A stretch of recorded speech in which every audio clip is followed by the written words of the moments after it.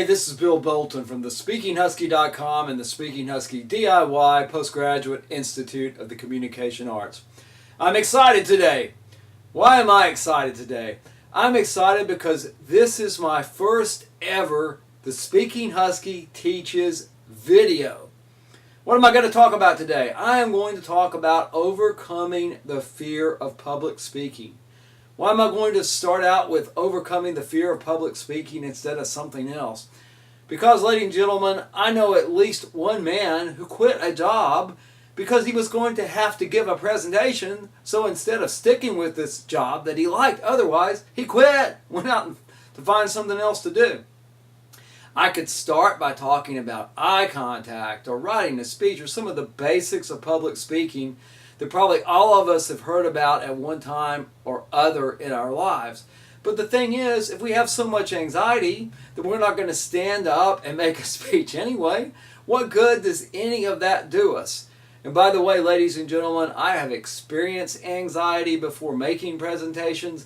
I know where you're coming from if you feel anxiety and if you're afraid to stand up and make a speech. I've given many speeches in Toastmasters, and I still feel a slight bit of anxiety before I get up, but I've learned to control, most of the time anyway, my butterflies and have them flying in formation when I make a presentation. I need to tell you this. Folks, there is one kind of speaker in the world who is not afraid or does not have some anxiety before making a presentation. Those people are called public speaking sociopaths, okay? And we don't want to have anything to do with those people. Ladies and gentlemen, I'm also beginning with this topic because quite obviously, if I haven't made this point already, this is the foundation for everything we do. And I know that this term, fear of public speaking or something like it, is searched thousands of times on Google every day. I'm going to share with you a personal story in a few minutes that I think vividly illustrates one of the misperceptions that causes many of us to fear making a presentation.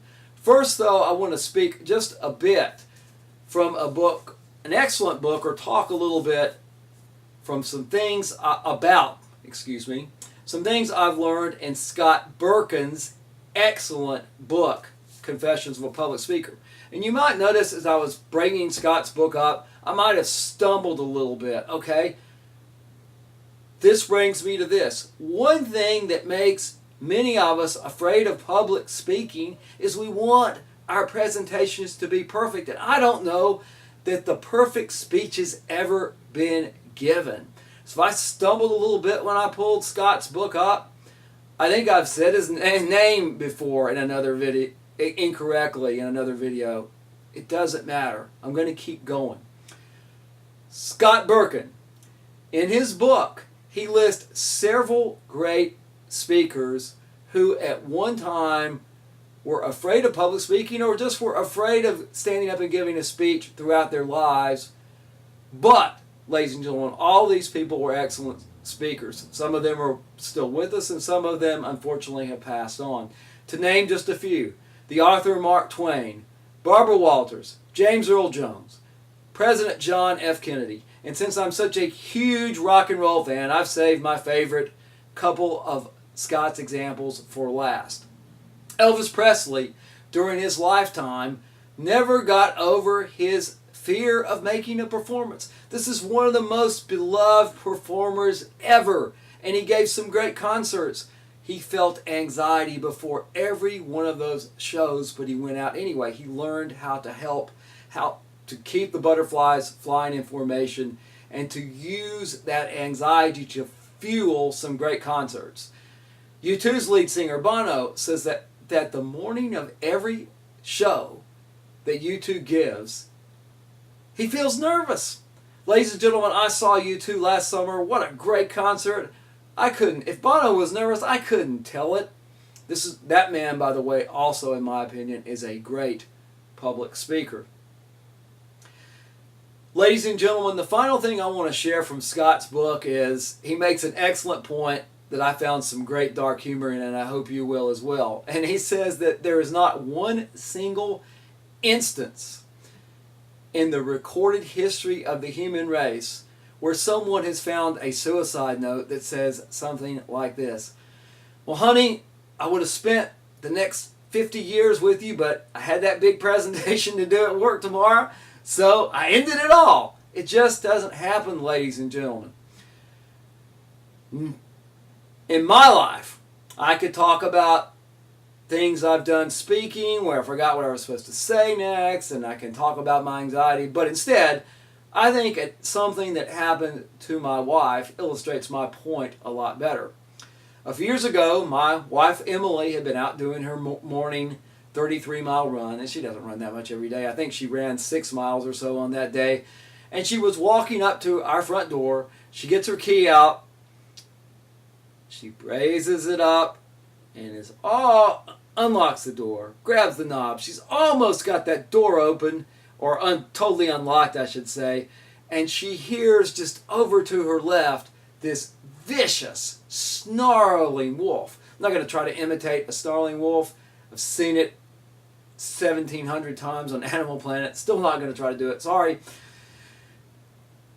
Emily immediately loses it. And for those of you watching who think I have a bad Southern accent, you should hear Emily's Southern accent. She starts yelling, "Help, help, help, wolf, wolf, wolf, wolf's gonna kill me, help, help, help." I mean, it's like something out of Little Red Riding Hood or something, I don't know. Something out of, maybe more like out of Nightmare on Elm Street. Anyway, luckily, our neighbor Dottie hears these blood-curdling cries and comes running over. Now, Dottie is a professional pet sitter. Her name of her business is the Pet Nanny. She knows a lot about animals. So Dottie comes over and she calmly reaches down and she grabs the collar of the wolf and pats the wolf on the head. Then she looks at my wife Emily and she says, "Emily, this isn't a wolf, it's a Siberian Husky. Siberian Huskies look a lot like wolves, but they're not wolves. He was just trying to play. That's all the dog wanted to do, was to play with you." Ladies and gentlemen, I think that many of us, when we stand up to make a presentation, we don't see human beings out there.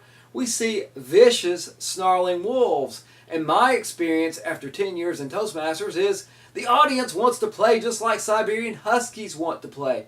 They're pulling for us. They want us to make a good presentation. Why? Because they want to learn some useful information that they can take back to the office with them, or they can take home with them. They want us to do a good job. They're on our side. And here's something I know, ladies and gentlemen. Every single one of you out there is a good speaker. Some of you are very good speakers. Some of you are great speakers. But there are several of you, possibly even most of you watching this right now, who don't realize that you're good speakers yet. I can assure you, you are at least a good speaker. This is part 1 of my video series of overcoming fear of public speaking. I appreciate you sticking with me throughout the entire video. I hope you've taken at least one. I hope you've taken multiple ideas from this video that you can use before you make your next presentation. I hope you'll visit me on thespeakinghusky.com. I hope that you'll stop by the Speaking Husky DIY Postgraduate Institute of the Communication Arts and look at a few of the book reviews. Ladies and gentlemen, please contact me if you have any questions through YouTube or contact me through my website. I'll look forward to seeing you back here on YouTube again soon for part 2. And by the way, if you happen to be seeing this in 2017 or 2018, there should be hundreds of these videos on YouTube by now, and you're just watching the very first one. Until next time, this is Bill Bolton from thespeakinghusky.com. Thanks for stopping by.